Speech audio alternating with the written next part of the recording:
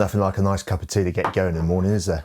Anyway, hi everyone, hope you're all tickety-boo. And today's the day when I get to play with not only one, but two DJI Gimbals, the brand new RS2 and RSC2. Let's roll that intro.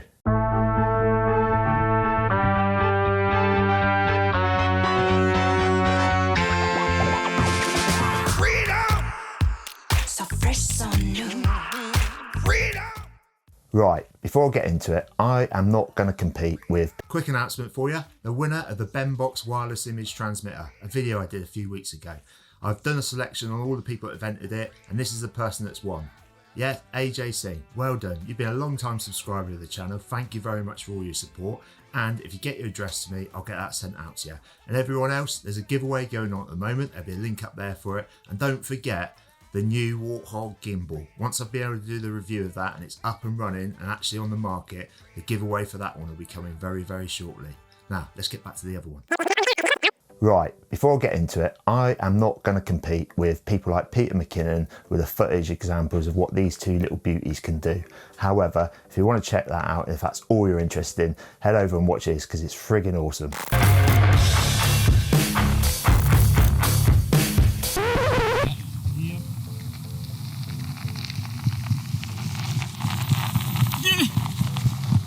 So, I love gimbals for various reasons, and I just love the results you can get out of them. Even an amateur like me can get some pretty cool shots, but I just hate having to balance them and how you set them up, all the different functions and things like that. That's why I've made loads of videos on the Ronin SC and the Weeble S. Go and check them out if you own one of them. And all the settings you'll need to balance them perfectly, and some little tricks and tips and things like that. All the links will be somewhere around here or up there. Now, as you know, there's loads of gimbals out there on the market. In fact, I reckon they release more gimbals than they do actually phones. And I've owned quite a few of them. In fact, as you can tell, DJI have popped out not just one, but two this time. And if you're like me and impatient, I'll let you into a little secret. They're both friggin' awesome. It's just which one would be the best one for you. And hopefully, I'm gonna help you out today in making that choice. Now, first of all, they have made some really big improvements to these that make it really easy for you to balance. And like I said earlier on, you won't believe the results you can get from them, even if you're like me, just do this as a hobby, because they've improved all the algorithms on both the pieces of kit. And if you haven't already bought one, you've probably got quite a few questions, and hopefully today I'm going to try and answer them for you. And if I don't,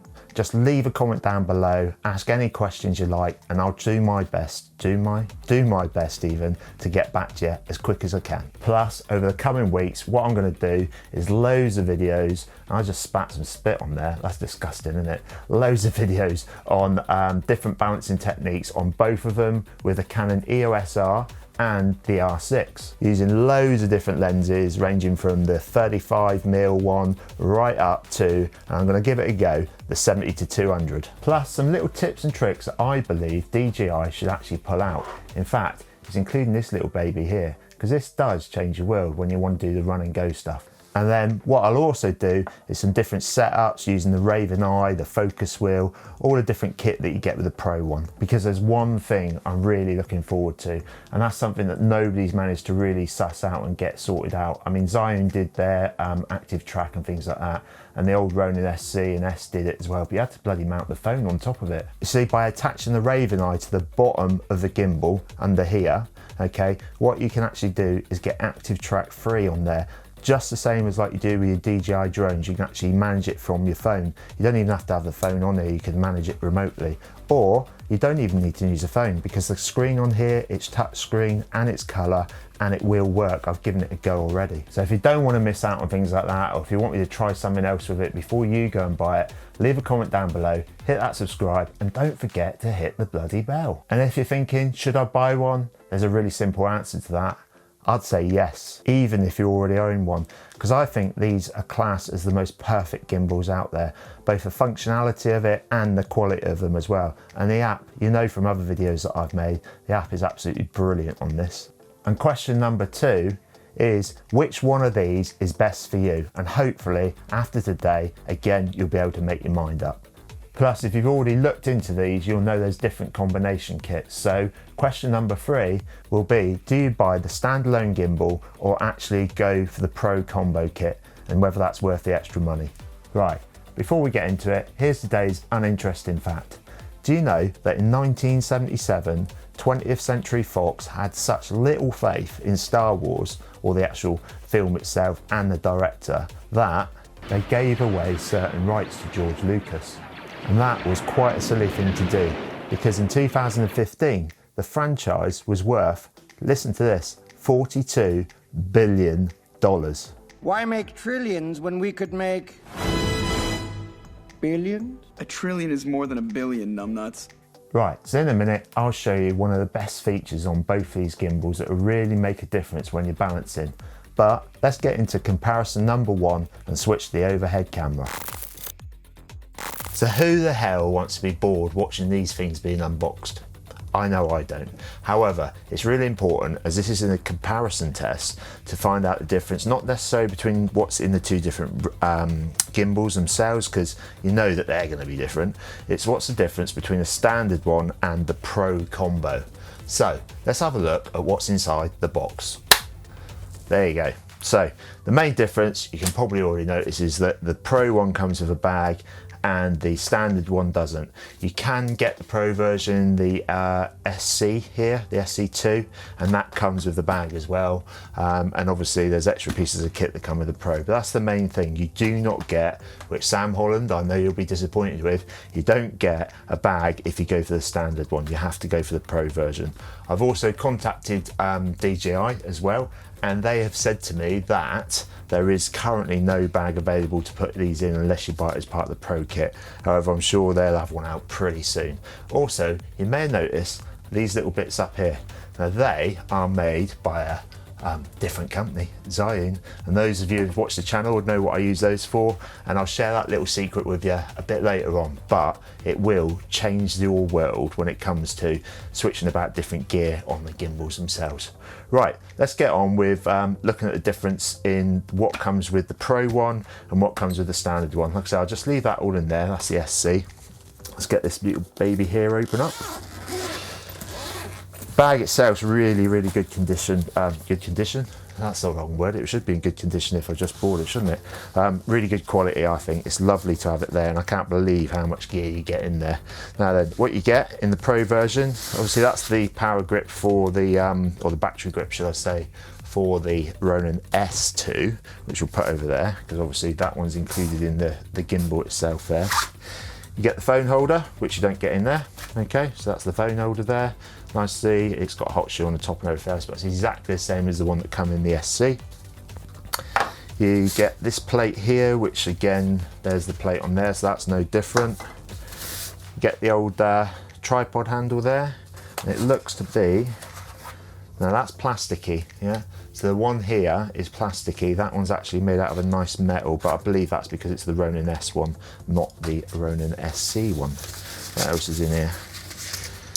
And that's another bracket which goes on the side, so it gives you another hot shoe or cold shoe there. So these go on the side and allow you to attach more bits on it.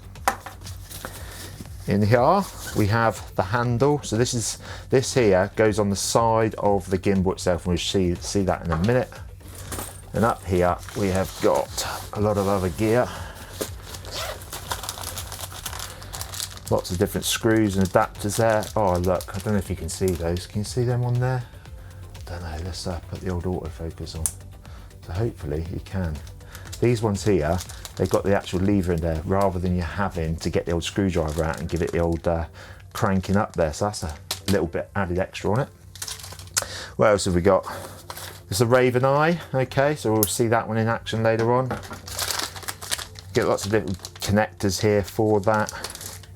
And in here, you've got the focus wheel, the old straps to go around the lens, and this looks like lots of other bits and bobs which we'll have a look at another time. They look like different adapters. Yeah, they're the actual attachments for the focus wheel. So in there they've got the adapters so that you can actually attach that to the gimbal. And there's a riser plate as well. So that's the difference between the Pro kit and the standard kit. Let's get the gimbals out themselves and see the difference in the size. So the first comparison test was around the extras that you get with the Pro one and the fact that you get a bag with it. The next one is the difference in the size in the two gimbals. So So that was your first comparison test to see whether or not you want it with a bag and also whether or not you need to get the Pro kit with it. What I've got here is it broken down to just the basic kits for both of them. So we've got the RS2 there and the RSC2 there. Now, this is the next comparison test for us. So what I like to do is get an A4 piece of paper and see whether or not the footprint of them is roughly the same.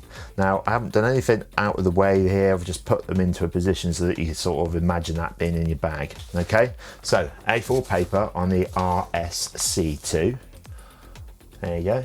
You can't quite see anything. It's a little bit there, I suppose. You could tuck that one in a bit more.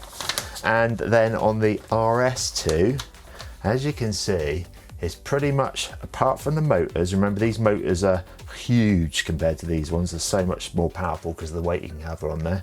Pretty much the same. So if it comes down to the footprint that you want for packing it away in your bag, then to be honest with you, there isn't much to choose between the two because apart from those motors sticking out the back, they're both A4 paper. However, there is one difference, look. This one, as you know, let's take the old tripod mat out of the way. And again, take the tripod mat out of the way there. The one itself is actually all connected together. Whereas with this, with the grip, you can actually start slotting it in different places. So if you get imaginative with it, you may find that you can actually get the RS2, okay, into smaller places than the actual RSC, but it's down to your own preference there. So that's comparison test number 2. One thing to bring your attention though, if you are getting both of them, what you've got here is the plates and the risers, and I love to see that they've got this quick release mechanism on here, so you can actually just put the gimbal on and leave it all locked up, all set up. That was something I used to do on the RSC with the old Monfroto. Was it Monfroto? I can never pronounce that right, can I? Frodo.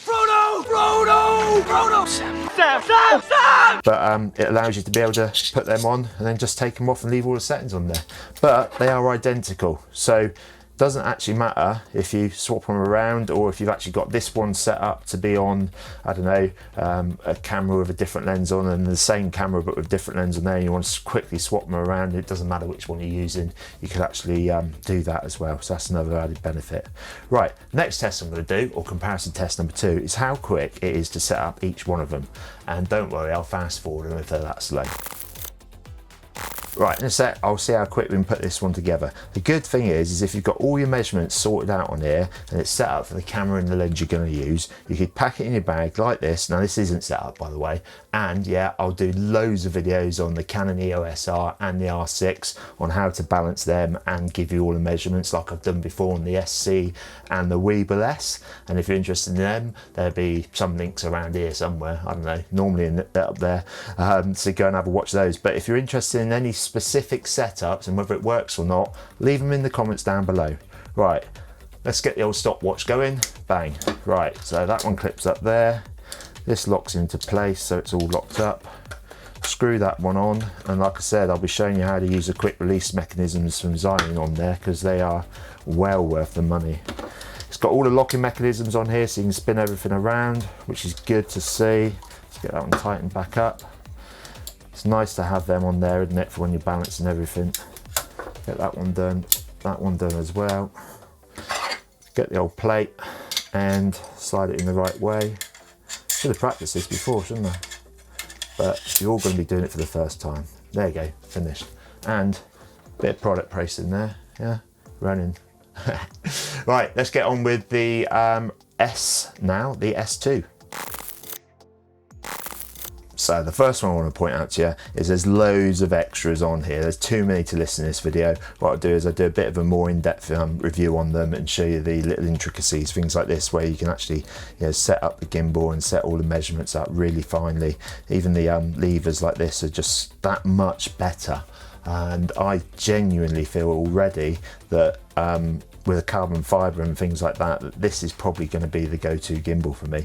Anyway, let's get on and see how quick it is to set up. I'm sure we'll be pretty surprised with it, to be honest with you. So the first thing you've got to do is peel that off, because that's the old cover on there. That flots in. Oh, that's nice sound.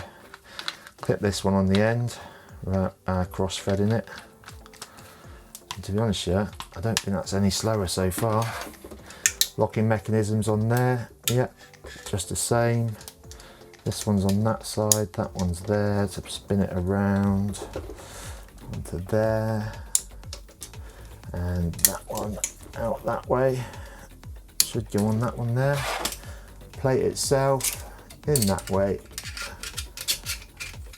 and lock him in place. Oh, there you go, that's that one done. Probably about the same time. However, the old product placing again there, that's a Peter McKinnon thing apparently. The thing I like about this, as you'll get to learn, is this here. Look, fine adjustments you can do. And that will be really, really beneficial. And that's wobbly because I haven't screwed that in tight enough. That'll be really beneficial when it comes to doing your balancing and everything else. Right, so that might be enough for you guys to make your minds up anyway. However, like I said earlier on, don't forget I'm going to do loads of other videos on setting up the Pro kit and balancing and things like that on the Canon EOS R and the R6. So watch this space. But I can tell you now, one of the things I've always been hacked off with the old SC, yeah, and the Weeble S, which to be honest with you, is not as good quality as these pieces of kit in any way, shape or form. In fact, I don't even think the Weeble S is better than the SC, but there was one problem with it. The only camera I could ever balance on it with the EOS R, that is with the 35mm macro lens. And the problem with that is every time you wanted to put a big lens on it, although you could balance it, it kept hitting the eyepiece, and the functionality in that wasn't that good for those size cameras, and that's where these two beauties have really made a difference. Now I'm going to show you some of the other features that will make your life a lot easier when it comes to balancing. Now the first one I really love. I used to fit the Manfrotto quick release plates onto all of my gimbals because my tripods and things like that have all got that set up, and it was easy to just clip it on and clip it back off. The problem with that though, it wasn't really made for it. And the beauty of this one is that it comes with one that actually fits, is it Arca plus a Manfrotto as well. And that's awesome because you can just set it up when you're ready to go out and about, get it all balanced, and then you just clip it off whenever you want to do any handheld stuff or put things on sliders and stuff like that, or you just want to pack the gimbal away and then pull it out a bit later on and use it without having to fiddle around with the balancing and things like that. And gosh, it just couldn't be simpler. In fact, let me show you. So yeah, just grab hold of your camera, take it off the tripod there, slide it into the gimbal here, lock it in place, and it's ready to go. Want to stick it on the other gimbal, slide him out, press that button, pop him over here, goes in and locks that one as well, ready to go as well. But if you wanted to take it out again then later on, yeah, just slap him out again, take a few photos, do some handheld stuff, and you're all done. The other beauty as well with this is once you've got it on there is, like I said earlier on, the locking mechanisms themselves. Let's move this one out of the way for a sec. Right, the second one's the locking mechanisms themselves, because if you didn't have these on here, yeah, when you're trying to balance it and things like that, yeah, it's just flopping around and it's really hard to balance and all of that lot. But all you need to do with this is to get it all set up properly, is take that one up there, get that balance, it's probably about right there, okay, lock that one back down, unlock this one, balance that, set it so it's all done, get that one there, and then do this one as well, balance that one so that it's doing that one all right, okay, then unlock them all. Hopefully I've balanced this one all right earlier on. It needs to go across there slightly more, doesn't it? Let's get that one over. Yeah, it's still slightly too heavy that way. There you go, see, that's how easy it is. To get them all on there, switch them on. A couple of seconds it should switch back on. Do the auto balance really, really quickly. Just press that one. Does it all itself, don't even need the app, do you? And actually it's all ready to go then. Unless of course you want to change the old lens setup there and everything else. But if you take the top tip of writing down your measurements and everything else like that, again, you can see how quick that was to easily balance, because I had a longer one on earlier on and it just gets done straight away. Now comparison number 3 is going to be down to the specs, isn't it? And before I start this, what I want to say to you is on the DJI site, it actually tells you that this gimbal is lighter than this one, which, look at the size differences, can't be true.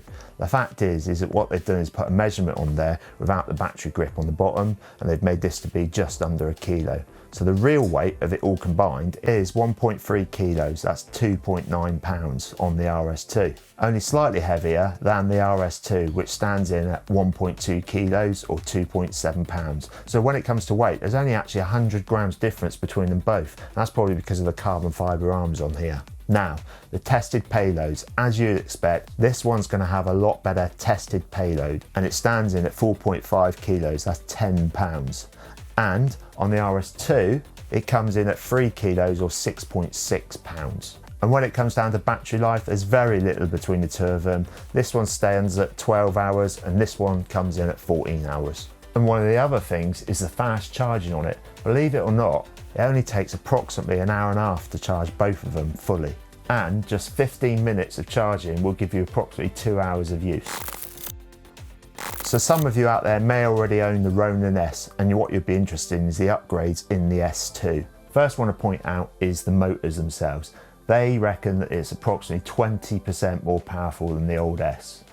And for the weight, it's 25% lighter than the Ronin S, which you must admit is friggin' awesome, seeing the fact that it can actually carry more. It's smaller, lighter, and it packs away in the bottom of your bag really, really easy. As for the upgrades on the RSC2 compared to the old Ronin SC, you won't bloody well believe this. The motors on them, they reckon, are 50% more powerful. And I found the ones on the old Ronin SC reasonably powerful. And as you saw earlier on, it's easy to fold away and stick in the bag as well. Plus, you can set it up at 6 different configurations. Again, if you're interested in theirs, go and have a look at the site. So as to the other features and the upgrades as well, what you've got to think about on these is that they've both got touchscreens, rather than having to buy that add-on which you bolt on the side on one of these here. And from what I can see, all of the options in there means that you probably won't even need to use the app unless you want to do some fine tuning and things like that. Or if you're like me, got great big thumbs and you find it's a bit hard to do a little 1-inch screen and do everything on there. Now that to me is a big tick in the box. So the difference between the two of them, the RS2 is equipped with a 1.4-inch full colour touchscreen, and the RSC2 comes with a 1-inch OLED touchscreen. And they've both been redesigned to have the focus wheel attached here in the front, which makes it a lot easier to get to when you're looking for the triggers and things like that. You can actually even attach the old one if you want the style of it on the side. You can get that put on separately if you already own one, so there's no need to, chuck that in the bin. Plus, and I'll keep going on about it, but how tiny it packs away, it makes it really, really portable, and actually you can probably take it anywhere with you. Plus, you've got to admit, these carbon fibre arms and the little red detailing on them makes it really sexy. In fact, it's worth buying it just for that. I like the red stripe. It's cool. It's cool. It's that. You're all about aesthetics. Yeah, I did a video actually. You can see it up here if you want. But seriously, there is a bit of difference in the price, isn't there? And that's where it comes down to the end of the day. There's no point in stretching yourself too far if the one that costs less would do everything you need it to. And like I said, they're both very, very capable gimbals. For the RS2, this little beauty, as a standalone package, it comes in at £699. And for an extra 140 quid, you get the Pro bundle, which to be honest with you, I think is definitely worth it when you see what you get with it. And the RSC2, that one comes in at 389 quid for the standalone package, and for an extra 180 quid, that'll get you the Pro bundle as well. So finally, if you're thinking about my personal recommendation for the gimbals, and you just want a gimbal to whack your gear on there, and like I said, the setups you can get on this little beauty is unbelievable, then at £389, the RSC2 is probably the one you want to go for. But if you want it to do a bit more, and you want it to be future-proof, well, for a while anyway, then I wouldn't go for the RS2 standalone one, I'd go for the RS2 Pro bundle, because at an extra 140 quid, what you get with it, like the Raven Eye and the focus wheel and all the other extra bits, plus the bag as well, yeah, it's definitely worth the money. And I think, like me, you'll probably fall in love with it. So are these new gimbals really worth the money? To me, yes they are. I love them both. But it's going to be down to you whether or not you use the new features on it. And if you're happy with the one you got, then don't waste your money just to buy it because it's a new one. And once I've used them for a while, I'm going to do a more in-depth review on them and get out in the field and give them a good old blast when the weather gets better anyway. And try and work out some tips and tricks like I did with the last lot with the Ronin SC and the Weeble S. At the end of the day, the balancing on these are so easy to do, you probably won't even want to watch my videos on them, but they'll be there if you need them. because they've made everything so simple this time. If I can do it, anybody can do it. Plus, don't forget these little gizmos here. I'll show you how to use them in the next video, and I promise you, you'll thank me for it. So drop any questions you got down below in the comments, and if you liked it, give it the old thumbs up, and if you didn't, you probably won't hit the bell next to the subscribe button, will you? But that will mean you miss out on any future uploads and giveaways. So thanks for watching, everyone. Hopefully you found this useful and enjoyed watching it. Stay safe out there, everyone. Have fun making stuff. Keep smiling. Cheers and gone.